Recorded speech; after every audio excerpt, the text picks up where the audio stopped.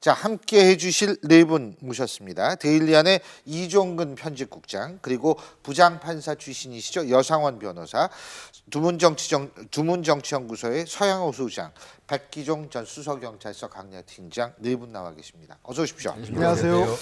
자, 이해찬 의원 얘기부터 하죠. 이게요, 처음부터 끝까지 다 미스터리인 게 뭐냐면, 자, 만나자 그랬어요. 근데 누가 만나자 그랬느냐, 이 얘기부터 엇갈립니다. 그러니까 반기문 총장이 먼저 만나자 그랬다, 차 한잔이나 하자 그랬다.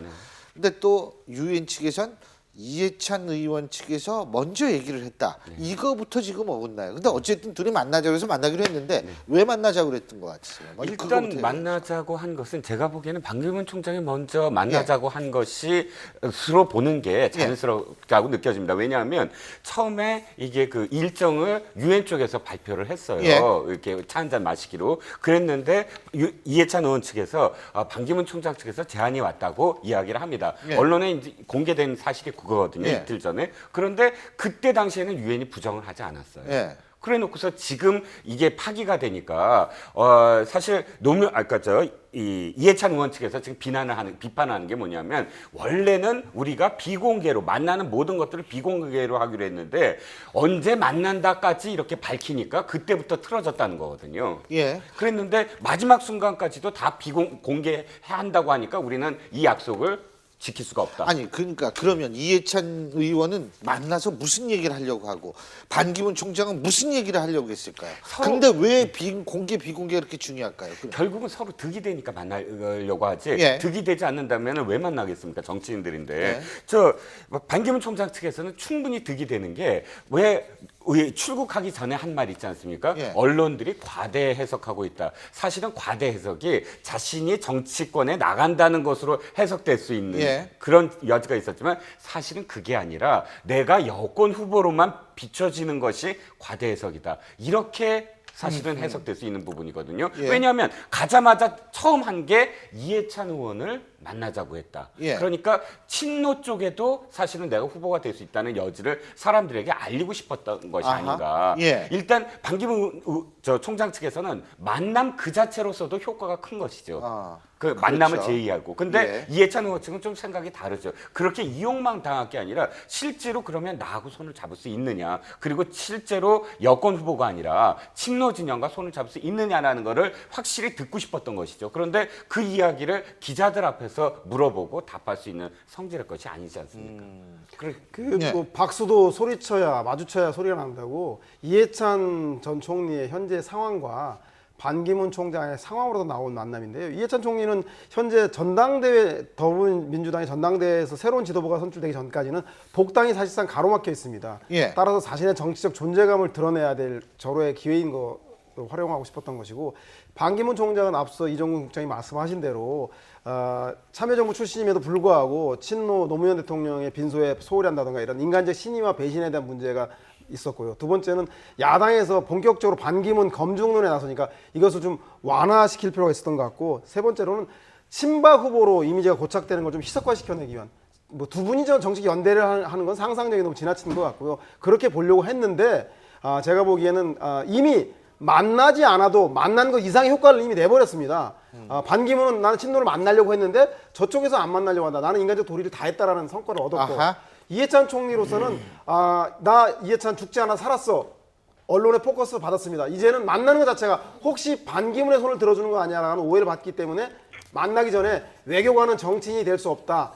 그런 얘기를 미리 선언을 그음으로 인해서 반기문 손 들어주기 위한 만남이 아니었다. 즉 두 분 다 이미 만남에 대한 충분한 그 시너지를, 효과를 얻었기 때문에 굳이 실제 만남으로까지 이어지지 않아도 믿져야 이익이다, 이렇게 판단한 게 아닌가 싶습니다. 제 생각에 지금 두 분 다 이익 본다 그랬는데, 이번에 그 이해찬 총리가 저걸 취소함으로써 과연 이익이 될 것인가?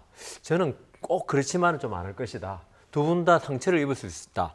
반기문 총장 어떤 아까 말씀하신 대로 노무현 정부의 지지를 받아서 어떤 총장이 된 데 도움으로, 그게 전혀 지금 보수 쪽 후보로 나간다는 그런 말 때문에 좀 배신자 아니냐, 그런 말을 듣고 있었지 않습니까? 시중에서 나온 말도 그렇고. 거기서 그래서 이해찬 총리를 만날 이유가 제 생각에는 반기문 총장 측이 훨씬 크다는 거죠. 이해찬 총리가 반기문 총장을 만나는 얻는 이득보다는 반기문 총장이 이해찬 총리를 만나면 얻는 이득이 훨씬 크다. 그런데 지금 이렇게 갑자기 이해찬 총리 측에서 또 그리고 저는 문제가 비공개로 왜 만날까? 지금 말하자면 차 한잔 하자고 그랬다는 거 아닙니까? 차 한잔 하면 뭐 덕담 정도 나누고 그다음 뉴욕의 뭐 노무현 재단과 링컨 재단 간의 어떤 그 자매 결연 문제로 가셨는데 그러면 크게 뭐 깊은 이야기 나눌 수 없는데 차 한 잔인데 그걸 왜 비공개로 해서 했을까? 그럼 30분간에 무슨 말씀하시려고 그랬던가? 이런 점에서 볼 때 이해찬 총리가 취소함으로써 반기문 총장도 어떤 그런 그 자기의 그 이해찬 총리를 이용해서 전 총리를 이용해서 어떤 입지를 한번 보여주려 했던 게 오히려 손상된 게 아닌가? 그리고 이해찬 총리로서는 이번에 취소함으로써 친노 측에서는 오히려 좀 좋은 호평을 받지 않았을까? 근데 반기문 총장은 손해가 아닐까 그렇게 생각되는데요. 예. 아니 뭐 어쨌든 뭐 그냥 친한 척하고 그냥 귓속말로 뭐 오늘 점심 뭐 하셨어요? 뭐 이런 것만 물어봐도 예? 아니 그냥 뭐 기자들 둘이 굉장히 가까운가 보다. 이게 정치인들이 하는 아주 상투적인 수법이거든요. 아무 얘기 안 해. 괜히 귓속말로 오늘 뭐 먹을까요? 뭐 이렇게 얘기를 해도 그냥 대단한 일처럼. 근데 사실 전 무슨 얘기 나올까? 과연 생산적인 얘기가 나올까? 왜냐하면 둘이 공통적인 인식이 별로 없거든요, 사실. 그렇지 않습니까? 참여정부에서 같이 근무했다는 거 말고는 인연이 거의 없죠. 근데 한 가지 분명한 건 결과적으로 루비콘 강을 건넜다. 즉 우리 인연 여기까지예요. 반기문은 야당 후보가 될 수 없고 여당 후보임을 서로 이 만남의 불발을 통해서 확연해져서 이제 서로 각자의 길을 가는 것밖에 남은 건 없는 것 같습니다. 반기문 총장의 그 다음 행보가 이제 주목이 될 수밖에 없습니다. 반기문 총장으로서 정치 행보는 불가능하잖아요. 유엔 뉴욕에 계속 사무총장으로서. 있으셔야 되니까. 그런데 지금 그런 정치적인 어떤 메시지를 전달하는 것을 이렇게 사람들이 왔을 때 만나는 것으로 앞으로 계속 하실 것 같아요. 그러면 이 다음에 누구를 만나게 되느냐. 그게 또 정치적인 어떤 메시지 함의가 되지 않을까. 이해찬 총리가 지금 친노의 좌장으로 불리기는 하지만 그럼에도 불구하고 이해찬 총리 자체의 어떤 행보가 전 그 친노 진영, 친문 진영을 대변할 수 있을 것이냐 꼭 그렇지만은 않거든요. 그렇죠. 친노하고 친문이 좀 분화되고 있다라는 느낌을 좀 많이 받거든요. 옛날에는 대충 다 친노라고 그랬는데 20대 총선을 거치면서 친문과 친노가 어느 정도 좀 구분이 이제 가능하지 않을까라는 생각이 들고 지금 말씀하신 게 아마 그런 맥락이 아닐까 이런 생각이 들거든요. 그래서 반기문 총장으로서는 사실은 아직도 여지가 많다. 예. 손해볼 거는 없었다. 그러니까 자기는 만나려고 했고 또 다른 어떤 사람들 지금 더불어민주당의 그 지지를 보내거나 또는 그 빅텐트 안에 있는 사람들 중에도 만날 사람이 참 많거든요. 아직도. 또 그들도 반기문 총장을 만나려는 사람들도 많고요. 그렇죠. 어쨌든 두 사람의 만남은 불발이 됐고 뭐 앞으로 이제 두 사람이 어떤 식으로 상대에 대해서 반응하는지를 좀 더 지켜봐야 될 것 같습니다.